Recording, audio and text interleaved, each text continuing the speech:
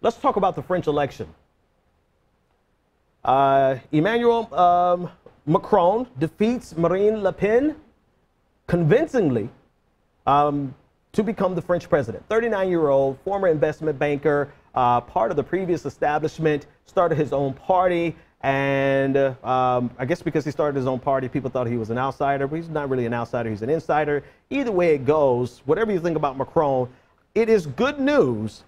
We'll discuss Macron and his problems in a moment, but it is good news to see this right-wing ethno-nationalist wave that has been sweeping the globe stopped. It's good. It's even if it's not stopped permanently. I know a lot of people are going to be like, yeah, we're just denying the inevitable if we don't address the neoliberal problems. I get that. We'll discuss that in a moment. Actually, I discussed it in my video this morning in my morning analysis. But I would much rather fight against someone like Emmanuel Macron than Marine Le Pen. I would rather stop fascists in their tracks and fight tooth and nail against the effects of neoliberalism. Period. Bottom line, right? So it is 100% okay, progressives, to be happy that Marine Le Pen did not become the president of France. It's also 100% okay to not be okay with Macron's policies on labor and the way he's going to expose labor to more forces to gut there's a lot of problems with what Emmanuel Macron wants to do. I would make the argument that you can't really parse between what he would do in terms of austerity and what Marine Le Pen would have done in terms of austerity. You probably would have got a lot of the same effects, but that's a different conversation for later on in the show. I want to give some of the results from the election. Emmanuel Macron, he won the election with 66% of the vote, 20.8 million to 10.6 million. It's a convincing win. She actually, if I'm not mistaken, she got fewer votes than the people who abstained or left blank ballots. It is a convincing win, but it is also an advancement of the Nationalist Front Party there. This is actually the largest share of the vote that they've ever gotten. And so this cannot be seen as a referendum. This cannot be seen as a mandate. That's what I'm looking for, because there are a lot of grievances in France, similar grievances that we see across the globe. Absolutely. But it can be seen as a definitive stop in this particular battle.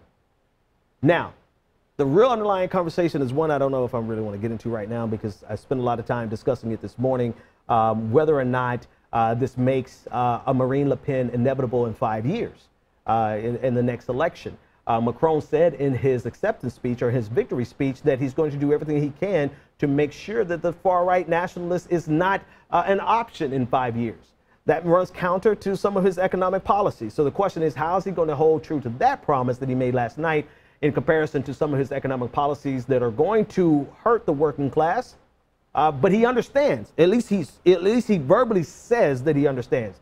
So the underlying question is, or the underlying argument, is whether or not these neoliberal policies inevitably lead or empower the fascists. And this is the conversation that we have across the globe. We are using case study after case study after case study to suggest that this is the case. Here's a problem with that. A conversation that I started last night on Twitter, or yesterday on Twitter, and a conversation that I had with our patrons this morning. We have to be careful not to draw a distinction between neoliberalism, neoliberal economic policies, and fascism. And the reason I say that is because in case after case, we have seen that fascists, or these far-right ethno-nationalists, once they get in power, they employ the same exact neoliberal economic policies that the neoliberal would have, with the added bonus of the xenophobia, anti-immigration, anti-national, anti-globalism rhetoric. And I want to double back and take my time with that. We on the progressive side, we have been trying to convince ourselves and other people that neoliberalism leads to fascism. That's actually historically not accurate, in the sense that fascism pre-existed what we consider neoliberalism today, and it's probably going to outlast neoliberalism. Fascism is not necessarily an economic framework. Fascism is a governing framework. Fascism is a worldview. Fascism is a philosophy that is fully capable of enriching their own elite with neoliberal economic policies. If you think of Pinochet in Chile, if you think of just historically, you have seen fascists using economics, liberal economics, and it seems, I dug into this, now I got to get into it. The only thing really new about neoliberalism isn't the economic policy, isn't the economic framework. That has been here for a very long time. What's new about neoliberalism really is the fact that we have the party that once was, in the United States at least, parties that were once populist and for the people, who supported unions, who supported labor, who fought against corporatocracy, who fought against these forces, these laissez-faire forces that can gut labor.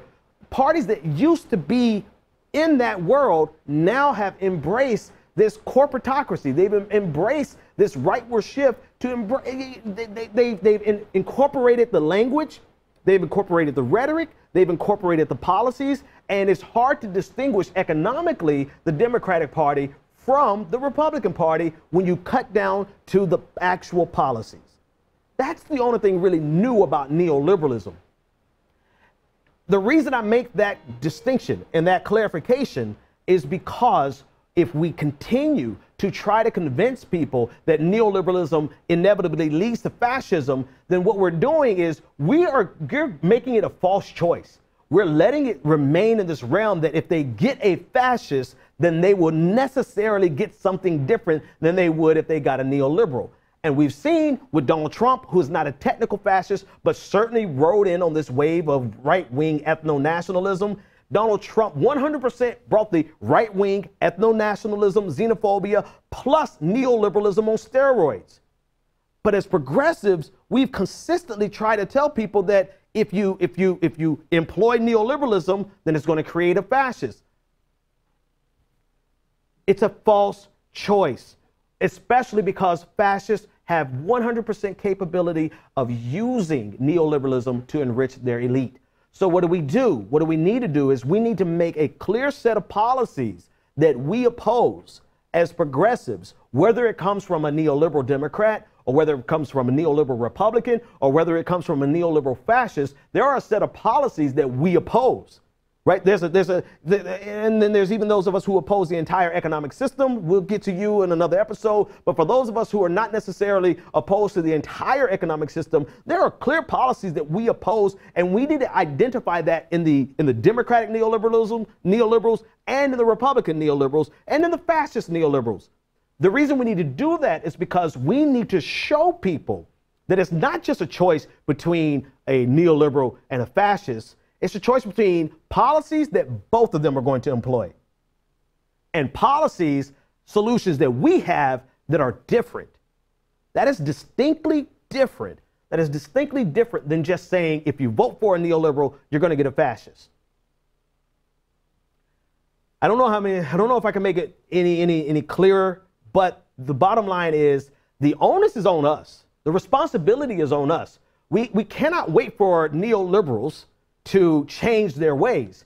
We cannot wait on the population. If we're in the business of convincing people and trying to show them that there's a better way besides a cosmopolitan neoliberal globalist and a nationalist neoliberal fascist, we're trying to show them the distinction, then we need to show them that both of them are going to employ policies that will destroy the working class.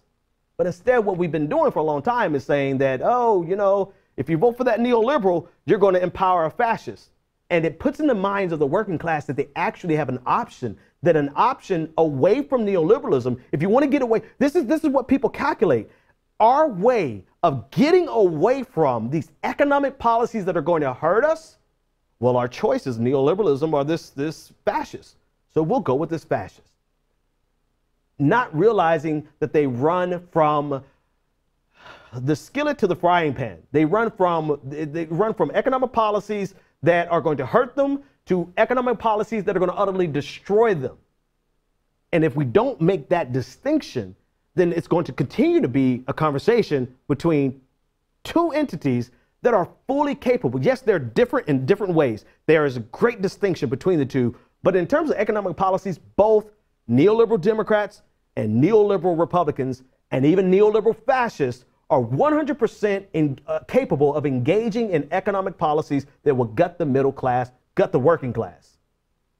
That's what we have to draw the distinction. And we can't do that if we keep putting up this false choice. By putting up this false choice, I'm afraid that we are empowering people who are making decisions from the working side portion of the ledger. We're empowering them to make a choice between someone they think is going to do better by them and neoliberalism, when in reality, that party that they think is going to do better by them will honestly employ neoliberalism on steroids. Donald Trump is case in point. Marine Le Pen would have been case in point, but we won't have the privilege of seeing her work because she lost to Emmanuel Macron. And so now people are in the streets already. You know, Viva la France. They are already in the streets to oppose Macron's anti-labor policies. 100% start right now. Don't wait. Start right now and push back against his anti-labor, anti-worker policies, because just because you won this fight does not mean that there's not another fight. And if you really, if you do not do anything now, then yes, you will simply allow people to believe that that the National Front Party is going to do better for them economically, when in reality in 5 years, the National Front Party, the Marine Le Pens of the world, they're going to do the same thing economically that neoliberals do, because that is what the elite of, I don't care what flavor, I don't care what stripe of elite you're talking about, a cosmopolitan elite that fancies themselves to be some type of social liberal, or a fascist elite who hates the immigrant, the fascist elite who hates the other. They are still elite, who still want the lowest wage possible, who still want the lowest barriers for their corporation. They are still going to employ policies. I don't care if they're a fascist or a cosmopolitan, they will do the same thing. And as progressives, we have to parse that and move a little further in the conversation and not just use labels, but actually talk about policies that will just show that they are the same economically, and we have a different solution here.